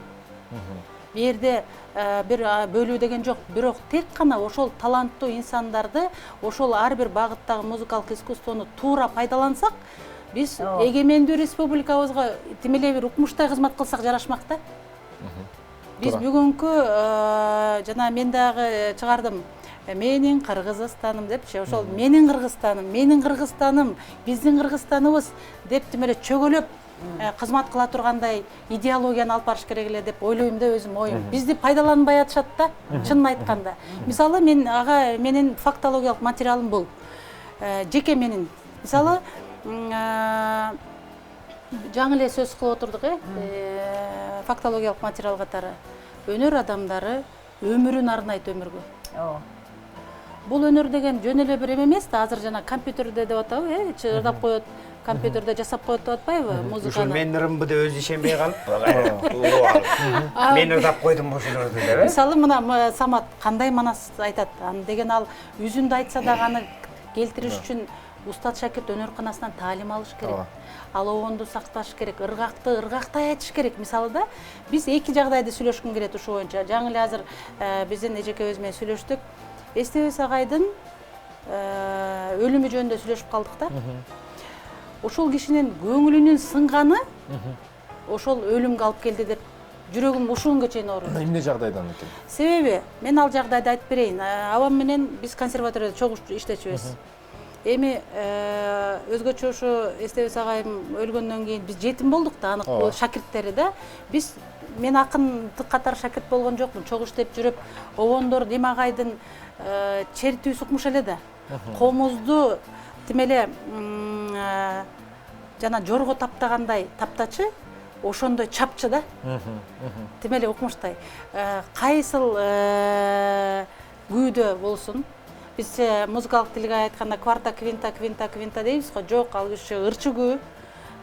Камбаркандын обону деп эле укмуштай таптайт эле. Анан абам менен сүйлөшүп калсак аябай көңүлү сонун болчу. Ушунчалык көңүлү сонун экен, жайдары айтты да, Роза мен инаугурацияга деди, ошо катышат экен деди. Акындар ырдайт экенбиз, биринчи жолу акындар ырдап атабыз деди да. Канча бир жылдарда айтты, ушинтип абам айтты. Ант беребиз эми? Ошол. Анан айтты да, мен да аябай сүйүндүм. Аябай сонун болгон турбайбы? Анан кимди чакырылыптыр деди, замкем? Тууганбай. Да, Тууганбай агабыз. Ал тиги акындарды чыгарбай калганда, өзү эгемендүү болгондо. Анан абам ошол жерге баягы адам, өнөр адамдардын көңүлү укмуш да. Эми карабайсызбы, ошондо бир күн калганда тиякта билермандарды билесиңер да. Алып коюшуптур да абамды. Мен кечинде сүйлөшүп калдым, абам айтты, аябай үнү начар экен. Анан айтты, ушу көңүлүм сынып калды, атаң көрая, ушу бизди алып коюшуптур, эртең экен деп айтты. Менимче эртең экен болуш керек эле. Анан ошол күнү жолго чыгып атам деди да, таласкачы. Ушинтип айтты. Эми тиги репетицияга Азыр Айкүл апа, мен азыр тиги атабыздын жана сиздин сөзүңүздү ушул жерден кармап туралы, ошо жагдайды азыр эсибизге тутуп туралы. Самат абамдын дагы айта турган сөзү бар. Бизде жанакы айтпайсызбы, социализм доор бүтүп, башка доор болот. Бизде жанбагалы жарнама блок болсун, андан кайра кайтып келебиз. Реклама. Кечтин кезекчиси Эркин Нурбаев. Культуран адамдар болгон маданият тууралуу сүйлөшүп атабыз. Бүгүн Эстебес Турсуналиев атабыздын элесин эскерип, мына апабыздын өзүн чакырдык, Самат Көчөрбаев агабызды, Роза Аманова эжекебизди алдыма коюп алып, мен мына чоң материалдарды ортого салып, анан ушу бир кишинин тагдыры аркылуу ачайын деп атам да. Биз буга чейинки сөздө ошо атабыз эл өкүлү болуп кызматта кылып калды. Ошол жүрүү көйгөн маселелер болду, социалдык формация өзгөрдү. Биз деги эле бир аламдан башка бир жаңы ааламга секирдик. Эми ушул ааламда ушул заманында ушул Эстебес аталарыбыз сыяктуу агаларыбыздын, улуу муундун аты түбөлүк өчпөс кылгыдай, аттары түбөлүк асман кыргыздын маңдайынан жаралган соң кыргыздын маңдайында мындан кийин жана туруп, жана жүргөндөй кылып, мына биз ошол маселени көтөрүп атабыз да. Ошол Самат аба, мына сиз манасчы, дастанчы катары кыргыздын бүгүнкү кыргыз болгону ошол терең коомдук формация өзгөрүп, биз ушул аталарыбыздын атын мына сиздердин биздин муун менен кошо кеткенде ошо менен кошо кетип калбаш үчүн чындыгында бул факт. Мындан дагы биз алдын ала ойлонушубуз керек да. Кандай кадамдар? Ал үчүн Эстебес атабыз кандай адам эле да? Сиз ошон үчүн ошол сөздөн баштасаңыз. жана жогоруда сөз кылгандай кандай депутат болбосун, мейли кандай кызматта болбосун, жүрөгү өнөр, кыргыз, Кыргыздын баалуулуктары, тарыхы деп соккон киши эле да. Ал тургай эл арасында эмес, өнөр адамдар арасында ошол эстебес атан жакын билген кишилердин арасында айтылып жүрөт. Эң биринчи депутат болуп, сахнада ошол тиги депутаттыктын трибунасына барып чыгып сүйлөгөндө ал кем айтчу эле деп устатын атып баштаптыр да биринчи сөздү. Ал кем айтчу эле депчи. Ал кем деп Алымкул Үсөнбаевди оозунан түшүргөн эмес. Бул эмне? Бул кыргыздын наркы. Бизден ошол нарк, ошол трибунадагы кишилер ошака жеткен киши. Ушундай наркты алып жүргөндүгүнүн өзүн карасаңыз, анткени бул чыны менен атактуу жогоруда Роза айткандай элдик адамдар болгон. Бирок элдик адамдар ал жакка барганда бул саясат менен ойлонгон эмес. Ал жерде да элдин маселесин көтөргөн жана элдик жагдайлар менен ошол элдин ичиндеги тарыхтагы болгон окуялар менен мисал келтирип элге улуу сабак берген. Ошол жерде туруп алып. Ошол себептен илгерки ошол союз мезгилинде ошондой адамдардын ошол жерге ошол себептен үчүн эже айтты, туура айтып атпайбы? Ошол адамдар аркылуу идеология жүргүзгөн. Бирдиктүү идеология жүргүзгөн. Акындардын такыр эле башка тиги партияга, коммунизмге тиешеси жок эле ырынын аягына партия менен коммунизм чапталып калган жагдайлар болгон. Анткени талап чыны менен ошолорго мындай текшерүү, көзөмөл болгондуктан ошолор аркылуу ошондой аттуу баштуу кишилер даңктап отуруп анан чыгарганда, бирок бул жерде экинчи жагдайдын карай турган болсок, алар таза өтүштү. Алар көкүрөгү дагы, дүйнөсү да таза өмүр бою өнөргө кызмат кылды. Ошон үчүн алар тарыхта өзгөчө орду менен калды. Неге себептен? Алар саясатка келсе деле, депутат болсо деле өзгөрүп кеткен жок. Пикирин өзгөрткөн жок. Баягы өнөргө кызмат кылып жүргөн жаны аягына чейин кызмат кылды. Керек болсо ошол менен кошо эле шакирт тарбиялады алар. Артына из калтырды канчалаган. Өзүнүн чыгармачылык изи өзүнчө. Устат шакирт өнөрканасы жана сиз айтып аткан сактап калуунун бирден бир Кыргыздын илгертеден келе жаткан нукра өнөр мектеби. Ушул мектеп аркылуу сакталып келген. Бүгүнкү күндө да ушул мектептин сакталуусу актуалдуу. Неге дегенде, бир Токтогул атабыз чынар болсо, Токтогул атадан тараган канча бутак, бутактардан тараган канча чырпык, чырпыктан өзүп чыккан канча көптөгөн жалбырак бар. Мен өзүмдүн устат шакирттик өнөрканамдын учугун улап апарсам, так Токтогул атама такалам. Дегеним Токтогулду мен жөн эле ооз үчүн мен чынар эмес, анын тарыхты билген киши. Менин устатым Замирбек Үсөнбаев болсо, Замирбек Үсөнбаевдин устаты Эстебес Турсуналиев болсо, Эстебес Турсуналиевдин устаты Алымкул Үсөнбаев болсо, Алымкулду Алымкул кылган Токтогул. Же болбосо бүгүнкү эле ала турган болсок, Асылбек Маратов деген азыр айтыш фондун жетектеп жүргөн жигиттин устаты Элмирбек болсо, Элмирбектин устаты Туганбай Абдиев болсо, Туганбай Абдиевдин устаты Коргол болсо, Корголдун устаты Токтогул. Мына ушинтип Токтогулдан өзүнүн 4-5 эле кишини санайлычы. Мен жана түбөлүк сактоого деген токтолгум келип атат. Устат шакирт өнөркананын мааниси канчалык? 5 кишини санайлы. Өзү негизи тарыхта айтылат, 30га жакын шакирт тарбиялаптыр. Мында эл көзүнө көрүнгөн Токтогул атабыз. Ошонун ичинен Эшмамбет, Барпы, Алымкул, Калык, Коргол. О бешөөнүн не деген гана бутактар чыккан. Мына устат шакирт өнөрканасынын баасы. Демек, бүгүнкү күндө дагы биз шакирт тарбиялоо артына из калтыруунун бирден бир өнөрдү улантуунун бирден бир жолу. Ошол эле Эстебес атанын шакирттери мына бүгүн келип сүйлөп отурат. Эртең Роза эженин дагы сүйлөй турган артында шакирти бар. Роза эженин артында эмгеги ушул. Ал чыгармачылык өзүнчө кеп, жаратмандыгы өзүнчө кеп. Тарбиялап койгон шакирттери. Тарбиялап койгон шакирттери канча? Канча? Мисалы, ал шакирттеринин шакирттери бар. Ушул күндө Роза эженин небере шакирттери чоң сахнаны багындырып койду. Ушинтип айталычы, ушундай да. Силерде окуйт да. Ооба, бизде окуп атат. Мен педагог катарында жакындан билген үчүн айтып атам. Ошол себептен мен жалпы мына жаштарды угуп атса керек, жаштарга айтарым. Биз элдик өнөрдү, өзгөчө элдик өнөрдү улантууда улуудан уңгулуу кептерин жана өрнөктүү өнөрүн жолун сабак кылып алышыбыз керек. Жана ошону кийинки муунга өткөзүп бериш керек. Бул ыйык өнөрдөгү эстафета болуш керек. Рахмат. Токотер жерден айттыңыз, мен азыр эле сабак деген сөздүн маанисин эми түшүндүм мен. Ошол сөзгө көңүл бурбай жүрүптүм. Эмне деген? Сабак деген сөздү. Сабак. Сабак алат деген. Сабагы.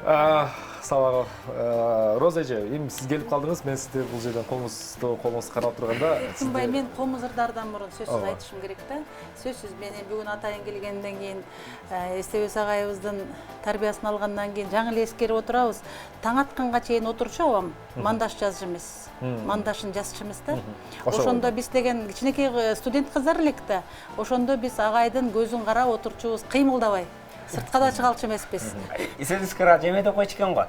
Эки киши болсо да эрги удап бериш керек деп койчу экен. Эл арасында айтылат.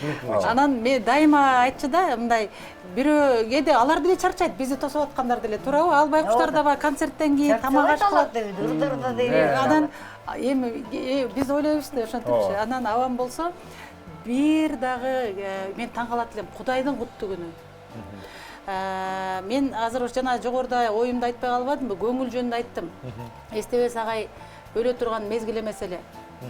74-тө болсо дагы бир 44-төгүдөй болчу. Ошо энергиясы, жүрүм туруму, сабак бергени, ал киши ошол консерваторияда жана манасчылык дегенди ачып, биринчи Дөөлөт Сыдыков ким эле Дөөлөттү алдык да. Фамилиясын унутпайм дейт. Ооба, туура эле Сыдыков. Дөөлөттү алдык, биз Дөөлөт деп жүрүп, Дөөлөт манасчыны. Ошо мугалим эле да. Анан кийин Кундузду окутту менимче. Ошол себептен айтайын дегеним мындай да, биринчиден көңүлдү сындыруу өнөр адамынын өтө кыйын. Мен жана 2 фактологиялык материал дедим. Сиз жогоруда жакшы белгиледиңиз, илимди аркалаган киши фактологиялык материалды айткандан кийин мен айтып коюшум керек да. Экинчи менин фактологиялык материалым менин өзүмдүн тагдырым. Мен бир дагы бизде мындай түшүнүк бар да. Мамлекеттик деңгээлдеги иш-чарада концертке катышкан ырчы эмесмин. Мына мен бүгүн 33-34 жыл болуп калды, мен деле сахнага аралашканыма 35 жыл болоюн деп. Бир дагы ошентип бир баланча президенттин алдында концертке катышкан киши эмес экенмин мындайга. Себеби андай концертке биз кошулбайбыз. Бизди кошпойт да. Ошол Эстебес агайымдыкы тескерисинче, ал киши дайыма мамлекеттик сыйлыкта эстеке. Казакстанга барса да эстеке деп жүргөн кишини ошол правительстволук дейбиз да биз көбүнчө, мамлекеттик деңгээлде өкмөттүк концертке чакырып коюп, анан жаш баладай кылып бизди деге эми ошентип түткөн учурлар болду да. Катышасыңар деп коет бир Комусун көтөрүп, репетицияга барып. Үмүт эттирип. Мен айтайын дегеним, биз кагылып согулуп кичинебизден жанагы өнөр адамдарынын жүрөгү назик болот деп атпайбы? Алар совет доорунда кандайдыр бир деңгээлде барктап, баалап, көкөлөтүп аларды чыны менен мындай элита кылып өстүрдү да. Анан ошондой сыйды көрүп келип, анан жанандай капыл-тапылдан бир кадырына туура келбеген мамиле катуу тийип калды да. Сынды да, сынды. Аябай. Биз эгемендиктин алгачкы жылынан баштап бышып калганбыз. Жакшы менен жаманды көрүп, ары кагылып, бери кагылып, бир аз көнүп калганбыз да мындайларга. Себеби тамашалап айтканда мен эми баягы кээде эл арасында сөз болот да, мен тамашалап коем. Кээдечи ажолордун, эми акыркы ажолордун да заманында 6 мүнөт ырдаган ырчынын катарына кирбейм мен. Себеби чакырса чакырат, барып коебуз чакырганда, чакырбаса деле списокто деле жокпуз. Ага да капа болбойбуз да. Себеби дегенде Кудай Тааламдын списогунда жүрсөк болду, тизмесинде. Бирок эң башкысы эмнени айтайын деп атам, ошондой улуу залкарларды залкар экендигин билүү, аларды кадырлоо, мамлекеттик коргоого алуу керек деп айтайын деп атам. Себеби мына бүгүн деле Самара эжебиз турат, Азил агай мына Зайнидин Иманалиев бышып турат дегендей, дагы ким 1-2 эле калды да. Баары кетти. Розеже эл бар.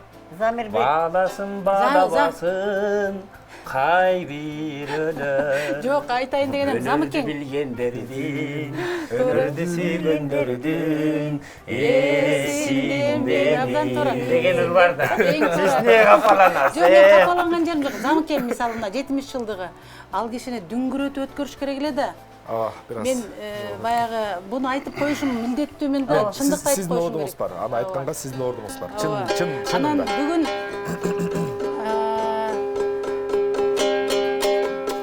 Эстебе сатан ырынан обон чыгаргандардан ырдаңыз эми. ошону айтайын деп атам. Сөз башынан болсун анда билсет. Мындайда 1995 мен 94 жылы келдим Эстебес агайымдын группасына, тобуна. 94 жылы филармонияга келдим. Анан филармонияда бир башка группада иштеп, анан кийин убакыт өткөндөн кийин агамдын группасына келдим. Анан Манас эпосунун 1000 жылдыгы белгиленип калды. Ошонун алдында Барып атабыздын 110 жылдыгына карата конкурс жарыяланып калды. Анан мен үйдөн барып бир обон чыгардым да, анан келип ырдап бердим. Ала тоо көрккө келбет эл болбосо деген чыгармамда. Эстебес агай аябай мактады да, мен аябай өзүмдү аябай уялдым. Чын эле ушундай жакшы обон болуп калдыбы деп. Өзүм ишенбей, анан мени көрсө мындай канатыма канат кошуп койду окшойт да. Эме алар мындай дух берчи да. Ошондой болуп окшойт. Күчтөн берипчи. Анан агай мынтип айтты: "Ай, сен эми даярдан Манастын 1000 жылдыгына барасың. Анан обон чыгар" деп айтты. Аны ойлоно баштадым, кандай чыгарышым керек. Бул обондун мотиви бар болчу мурунураак депчи менде. Ойлонуп жүргөмдө ушундай 7-8 муундагы бир сөз карап жүргөм. Анан кызыкта ошондо Эстебес агайымдын ушул ыры чыгармасы гезитке чыгып калыптыр. Ал убакта азыр эсимде жок да, мүмкүн Советтик Кыргызстан беле чыгылып бир жакшы мамлекеттик гезит эле да. Анан агайыма көргөзүп эметтим. Ынтымак деген. Ана айтты, дал ушул ынтымак обон чыгар депчи. Анан тапшырма чоң да. Устатың айтып атса, ал кишинин сынынан кантип өтөсүң эми? Кандай обон чыгып калат? Кайдан да айта калдым эле, каяктан да тиги ала тоо көрккө келбейт эл болбосону көргөзө калдым эле деп. Анан агайга келип көргөздүм. Агайым аябай батасын берген. Мен ошон үчүн бул ынтымак мен үчүн ушунчалык өтө жан дүйнөмө жакын. Сөзүн Эстебес агайым жазган. Ошол чыгарманы аткарып берейин, Рахмат.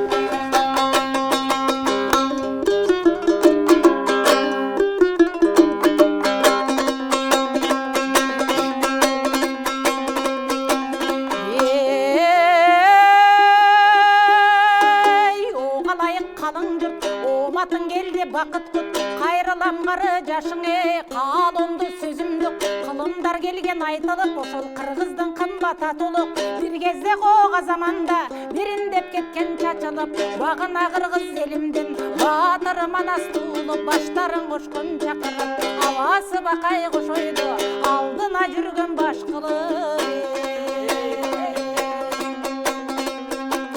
Ошол акылмандардан калган сөз, аталардан алган сөз, адал эмгек ак ниет, ал инсанга болгон сөз, Алла Таала жараткан ак дилиңе салган сөз, ырыс алдың ынтымагы рахатка канган сөз, ынтымак ырыс бирдикке, ыйман бакталайын тилеш.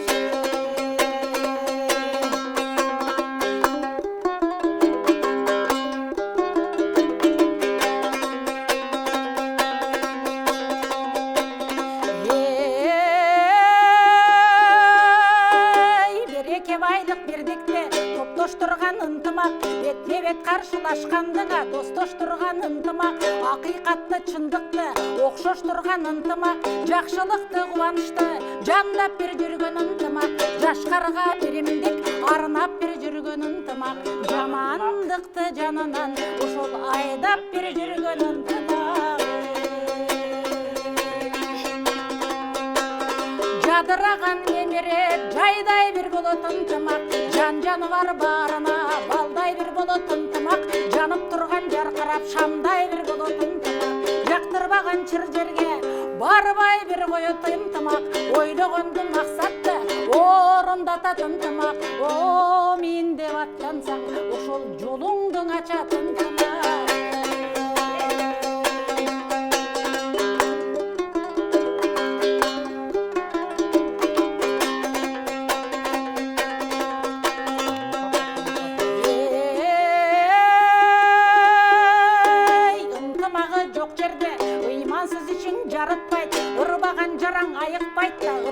бағың тайыздайды, ысық дос жолды шалыстайды. Ынтымақ жақшы, ырық жақшы, ынтымақты жұрт жақшы, қадырлашқан қалт жақшы, қада урмат салт жақшы, қарадан көрің ақ жақшы, қашаңдардан бат жақшы, қамшыға тоғылсап жақшы, қарыны тоқ қайғы жоқ, халықты тейіз башқарған қалы сұлыш башты бабаш жақшы, елдерім гүлді өссекен, ошол ен аталар айтмақшы.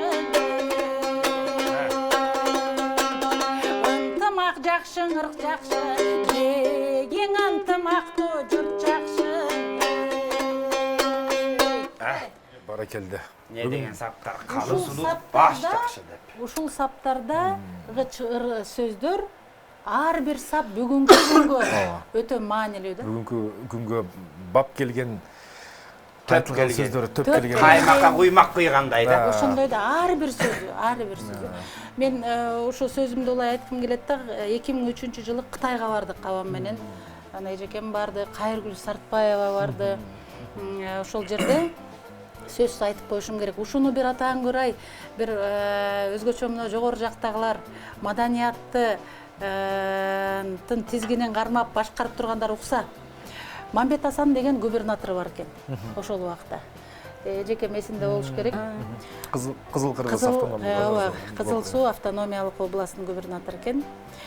Таң атканча укмуштай ырдады биздеке. Кубанычбек Байкең ырда бар, жаныбызда Кубанычбек Мырзаевич да аябай таң калды ушунчалык. Анан а киши таң атканча ырдады, таң атканча тим эле ошо Өрүгүл деген эжекебиз бар экен жанында. Анан кийин ошондо Мамбет Асан агай айтты. Эстеке деди туруп. Эгерде Кудай Таалам деди, бир адамга өзүңдүн өмүрүңдү бергенге ылайыктуу кылып жаратса, мен сизге өмүрүмдү берет элем деди. Мен кыргыз жергесинен мындай сөз уккан эмесмин. Колунан өп туруп ушинтип айтты. Мен өмүрүмдү берет элем. Кудай Таалам сизди кандай кылып жараткан? Не деген адамсыз деди. Себеби Манас эпосын Манаста айтты да. Абам айтканда билесиң да, көшүлүп, көзүң элестеп, ар бир сөзү тим эле өзүнчө эле бир ташката. Мен жанагы чыгарманы аткарып атканда маани берем да, артикуляцияга, анан фразировкага. Дикция, укмуш болчу да агамдачы. Могу чыгармаларды биздин аткарганыбыз ошол агайдын талабы менен аткарганыбызда калып калды да. Мисалы, кээ бирөө бар, мындай так айтпайт. Же болбосо сөздүн маанисин жеткирбейт да. Абам болсо ошол комуздун кайрыгы менен айткан сөз экөөнүн меласы мындай үндөшүп туруш керек да, айкалышып, сиз айткандай унисон болуп туруш керек. Ушунчалык гармониясы тим эле бир адамдын жүрөгүнөн орун алчу да. Ушул сөз эмне деген сөз? Мына өмүрүмдү берет элем деген. Муну ушундай бийик баага татыган биздин улуу устатыбыз музыкалык көркөм каражаттарды колдонуусу тилекке каршы. Мына азыр жогоруда Самат айтып атпайбы, устат шакирт өнөр канасы татыктуу түрдө алып кала алган жок да мамлекет. Бул жерде көп жагдай бар. Буга сиздин азыркы көрсөтүүңүз аздык кылат, бирок жана биз жогоруда мактабадыкпы, коомдук формация ошол Эстебес агайга окшогон өнөр-ээлерин туурап кайдаланды. Ошол эле учурда Эстебес агай эгерде салттуу музыкалык искусствонун анык чөйрөсүндө жүргөндөчү, ал киши укмуштуудай чыгармаларды, дастандарды, эмне деген жаңы эпостарды жаратмак. Бул жагында караш керек. Илимий иш чөйрөдө биз ал жагдайды сөзсүз карайбыз. Себеби дегенде өкүнүчтүү жагы ошондой. Мына идеология жагы утту, көркөм өнөр жагындагы калган байлык, руханий байлык Эстебес агайдан. Себеби ал жана айтып бербедиби? Муундан жалгашкан устат шакирт өнөр канасынын улантуучусу болгон да. Ал эми биздин ошол Мыскал апалар, Абдурашид Бердибаев, Муса Баетов, Атай Огонбаевтардан калган өнөрдүн ортосунда деги эле бир 40-50 жылда бир өзүнчө чоң не бар да, боштук бар да. Себеби баягы биздин күүлөр ошол мурунку чыгарылган жанрлар чыкпай калган. Камбар, Кангербес, толгоолор жана башкалар, дастандар айтылбай калган. Ошон үчүн бизде азыр эски эле дастандар калып калгандай да. Ошолорду, мүмкүн ошол замандын дастандары бар, туура эмгекке байланыштуу да, жок эмес. Бирок ошол эле учурда бүгүнкү күндө айтып атпайбы, атайдын күүсү Машкодойдон бөлөк качан күү чыгат деген ошодон да. Эгер ошол мектеп андан ары жалгарса, Эстебес агайдын өзүнүн бир жолду салган, кийинкиге салган бир укмуштай чоң мектеби калат беле деп жүрөгүм ооруйт да. Ал кишилер ошол мамлекетке гана кызмат кылып, 4 арабанын үстүндө гана, 4 дөңгөлөктүн үстүндө гана эл журтка эмгегин өтөп кетип калды да. Үйгө да тың келишчү эмес да. 6 айлап, 1 жылдап жөө жүрүшчү, жөө. Машина жок. Табылса ат минет, табылбаса бир колхоздон бир колхозго жөө жүрүп иштешкен да. Апа, мен сөзүңүздү ара алжайм. Бүгүн Роза эжем туура айтты, мындай берүүлөр бүгүнкү берүүсүндө эле мындан берүүдөн көп болсо дагы жетишпейт. Мындан бир мындай структурный бир форматта мындай аң сезимге бир жаңы чакырыктар келип атпайбы? Эми ошого жаңы жоопторду табышыбыз керек. Сиз андан көрө эл журтту качан концерт кайда болот? Ошону бир айтып кетиңиз, өзүңүз анонс кылып, сиздин айтканыңыз туура болобу? Бул Роза кызым айткандай, биринчиден эстекем ошо илгерки аксакалдардын көпүрөсү болду да. Эң туура. Ошо Замирбектин атасынан келип бияка эгерде эстекем болбой калса кокусунан кандайча болот эле, андан кийин кандай акындар чыкты, ошо залкаллардын көпүрөсү болуп берди да. Бизге ушул заманга ошо эстекем жеткизди да мындайча айтканда. Анан эми элден айланса болот, жалпы эл эстекемди аябай жакшы көрөт экен. Мына аркасында буга окшогон небере кыздарыбыз бар экен, неберелерибиз бар экен. Мындай мен өткөндө артымда айтып калар перзент бар бекен деп илгерки аксакалдар ошондой тиленчи экен. Ал убакта өзүнүн баласына эле айткан да. А бул өнөр канада мына ушулар эстекемди айтып аткан үчүн эстекем булар канчалык айтса ошончолук эстекем жашайт да. Анда мен айтайын анда, небереси. Мындай болуп атат, Кудай буйруса, Эстебес атанын 90 жылдык албетте мамлекетибиздеги ар кандай жагдайлардан улам толук кандуу белгиленди деп айткандан алыспыз, бирок ошентсе дагы маданий музыкалык окуу жайлардан баштап маданият министрлигинин алкагында мүмкүн болушунча белгиленип атат. Буга чейин искусство Бүйүк Сара Бейсенали атындагы Кыргыз мамлекеттик маданият жана искусство университети, консерватория, Калый Молдобасанов атындагы жана улуттук китепкана биргеликте улуттук китепканада чоң илимий практикалык конференция өткөздүк. Ошол жерде Эстебес атанын толук китептери, эмгектеринин көргөзмөсү болду. Бул октябрь айында болду. Чоң деңгээлде болуп, ошол жерде керемет сөздөрдүн баары айтылды. Ал тургай жакында ошол буга чейинки чыккан китептердин баардыгынын жыйнагын атайын чыгарайын деп, атайын редакциялык топ иштеп атат. Кудай буйруса, мына жакында чыгат деп басмаканага берилген. Кудай буйруса, мына эртең эмес аркы күнү 4-түндө Эстебес атанын 90 жылдыгы ушул мамлекеттик деңгээлде атайын улуттук филармонияда саат 4-тө белгиленген жатат. Бул атайын министрликтен коюлган күн, иш-чара. Албетте бул жөн жерден эмес болсо керек, Манас күнүнө да туш келип калгандыгы. 4 декабрь бул Манас күнү. Түшкө чейин Манас күнүнүн иш-чарасы өтөт. Түштөн кийин Эстебес атанын атайын иш-чарасы өтөт. Иш-чарада мынакей Роза эже баштаган көптөгөн өнөр постордон тышкары улуттук филармониянын алдында жана жолун улаган, аны уштан түпкө кураган, кийинки муундарга өткөзүп берүү озуйпасын алган эл ырчысы Эстебес тобу деген бар. Ошол топто мен жанагы айтып аткан шакирт жөнүндө сөз кылып калбадымбы? Мына Роза Манова эжекебиздин эле 2 шакирт ошол жерде эмгектенет да. Элзар Өскөнбаева менен Мээрим Карапова. Ошолор атайын чоң программадагы иш-чара дайындап атат. Андан тышкары Камбаркан, оркестр, эл шайырлар тобу, мурда эл шайырлар тобу деп Эстебес тобу экөө бир эле чоң группа болгон. Ошолордун бардыгы иштеп атат. Кудай буйруса 4-түндө саат 4-тө жалпы угармандарды филармонияга чакырабыз. Ошол жерде жакшы шакирттеринин өзүнүн жолун улаган окуучуларынын таланттардын жана замандаш болгон залкар таланттардын катышуусунда чоң программада иш-чара өтөт.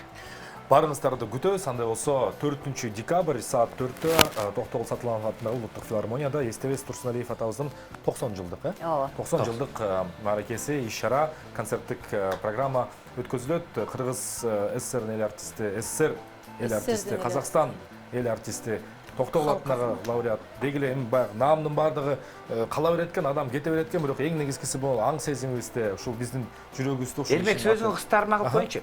Элдик өнөр менен СССРдин эл артисине жеткен бул Самара Токтакунова, эстебес Турсуналиев.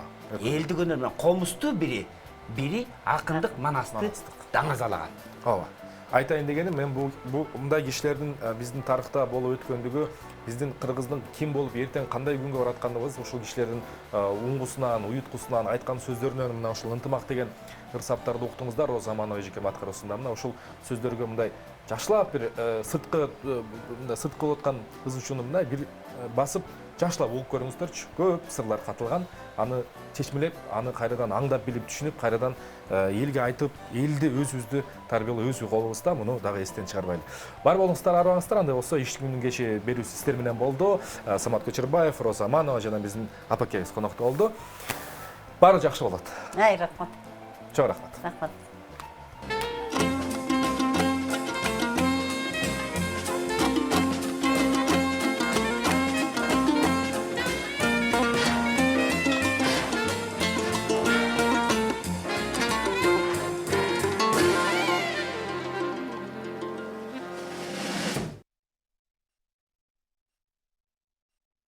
Ayım evin ardından ben de bir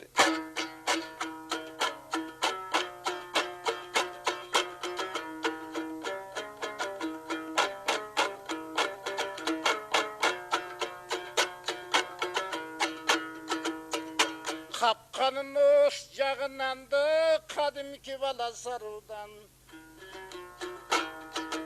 Hayran ağam Aymambet o desin osunan orğuştap sözler ağılgan Men andan oynap ala sekelek apam yürgen jetile var jagın akpay menen bavırdan Kayыңдынын сайынан алым кул жыккан ал жерден атагың элге таанылган алым кул менен Аймамбет Сооронбек деген ырчылар ой бир кезекте жанашып ойноп бир баскан жаркылдашып ырдашкан ашу белашкан агыны катуу сел кечкен жаркылдашып ырдашкан ашу белашкан агыны катуу сел кечкен элди көрсө баарысы ыр менен эл терметкен комузду шерткен кербестен ырдашып турсаң ошолор да бир айтыштан намыс бербестен баарысы талас деген жердешкен ар жагында беш таштан ашып келип Токтогул үлгүлөрүн көргөскөн ошондон таалим алган Аймамбет бүгүн так жылы болду 100 жылы өткөнүнө элинен өрөнү кыргыз жеринен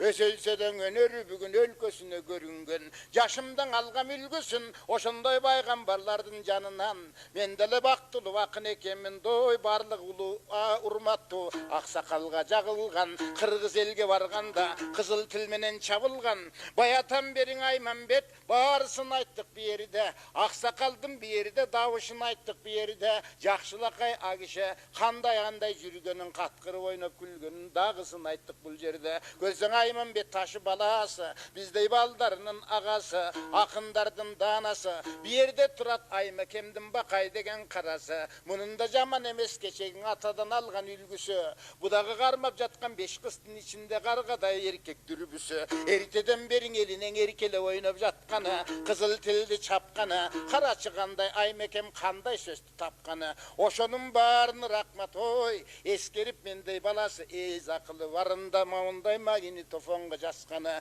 Görse manisi var turbaybı Oşonda ötse dağın alardın artında kaldı dastana Öse versin alardan örkündökünde jaşları Buna kırgız egemendi el bolup Arılutqa teң bolup oy Jakşı boldu mu mınday ötüp ketken arbaktar Gos kolup kayra jatkana Arbaktar kayra tirilip aldыбызга sүйünüp kelgenine kuvanam Kırgız elgen erkindik bergenine kuvanam Uşunday sonun erkindik alıp kelgenine kuvanam Anım barın bilesin ilgerin aykölmana yer bolgon Alatoo bolgon bel bolgon Ağını katı sel bolgon Kayran atan ermana soy Keçe Kırgızın bütün jok olup ar bizerige taragan Oşondudun ata табыз айкелер манас чакырып барын жыйнаган сынгандарын бүтөргөн үзүлгөнүн улаган ошондон бери кыргызың өзүнчөң эл болуп мамытып куралган каткырып ойноп кыргызың кадимкидей элинен ушундай акындар барып дубалган дубаң эмне биринин болот атасы биринин келген батасы биринин өскөн бала чакасы батанын жок катасы бүгүн арбакты коскоп отурган ой Аймекеңдин бирде бар эле бала чакасы рахмат барың келгениң бир азыраак көрсөттүк Айманбеттин өрнөгүн дагы уланат агишиң өсөсөдөң өнөрү дагы мындан ары чыңалат анткенинин себеби биздей артындагы балдарың анын издеп жүрүп кубалап кээ бир жерден ырларын калып калган сырларын дагы колдон келишинче ошолорду жыйнармын агыны тууган эл менен аралашып ырдармын өткөндө менден агишилер барында Аймекеңдердин жанындан аликеңдердин жанындан анда мен ойноп ала секелек оосту сүт кетелек ошондой болсок дечелек алым кулдай айтсак деп Осмон кулдай оймок тилди чапсак деп көңүлдөн айтып көшүлүп агыны тууган элдерге отурчу элек биз дагы ушундай акын болсок деп атактанка консок деп орундалып тилегим азыр мен акындардын бирөөмүн алым кулгалык Осмон кул ошолордун кийбегенин кийгенге күлбөгөнүн күлгөнгө албаганын алганга ошолордун намына барганга мен болбоймун арманда ошон үчүн өмүр берсин бак берсин ошондой арбактар колдоп отурган алдымда мындай балдарга жанатан бери баарыңар келип турсуң бүгүн бир ой ташынын улуң Айманбет такалбаган чоң жорго агишиң өткөрүп жаткан майрам